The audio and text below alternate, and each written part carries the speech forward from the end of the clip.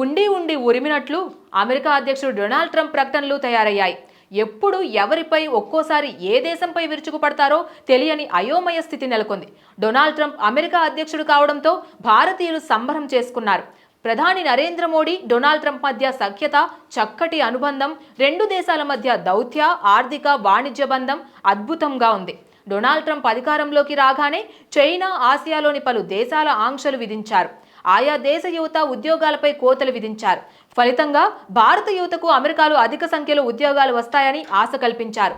కానీ రోజు రోజుకి డొనాల్డ్ ట్రంప్ ప్రభుత్వ నిర్ణయాలు దిగదుడుపు నాసిరకంగా మారుతున్నాయి. తాజాగా భారతీయ ఐటీ నిపుణులకు షాక్ కలిగించే విధానపర నిర్ణయాలు తీసుకుంటున్న వార్తలు వెలువడ్డాయి. భవిష్యత్తులో అమెరికాలోని పెద్ద ఐటీ కంపెనీల్లో భారతీయ టెకీల ఉద్యోగాలు కల్పించడంపై ఆంక్షలు విధించాలని ఆదేశిస్తున్నట్లు వార్తలు వెలువడ్డాయి. ఏఐ సమ్మిట్ 2025 వేదికగా అమెరికా అధ్యక్షుడు డొనాల్డ్ ట్రంప్ మాట్లాడుతూ అమెరికాలోని దిగ్గజ టెకీ కంపెనీలైన గూగుల్, మైక్రోసాఫ్ట్, మెటా, యాపిల్ వంటి సంస్థలపై తీవ్రంగా మండిపడ్డారు. ఇకపై భారతీయులను పెద్ద ఎత్తున నియమించకూడదని, స్థానిక అమెరికన్లకు ఉద్యోగాల్లో మొదటి ప్రాధాన్యం ఇవ్వాలని ఆయన స్పష్టం చేశారు. మీ కంపెనీలు రోజురోజుకి ఇండియాపైనే ఆధారపడుతున్నాయి.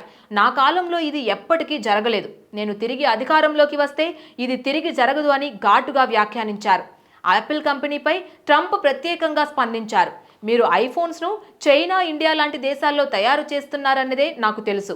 ఇక అలా సాగడానికి వీలు లేదని హెచ్చరించారు. ఈ వ్యాఖ్యలు ఇండియాలోని చిత్తూరు, తమిళనాడు, కర్ణాటక ప్రాంతాల్లో ఉన్న యాపిల్ తయారీ యూనిట్లపై నేరుగా ప్రభావం చూపే అవకాశం ఉంది.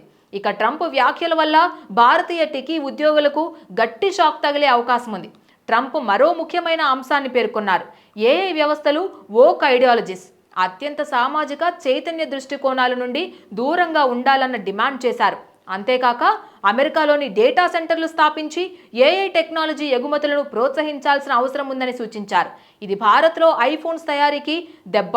మరోపక్క భవిష్యత్తులో అమెరికాలో ఉద్యోగాలు దక్కడం కలేనా అని భారతీయ ఐటీ నిపుణుల్లో భయాందోళనలు వ్యక్తమవుతున్నాయి. Please subscribe to the channel and download the Politicos app from the links in the description.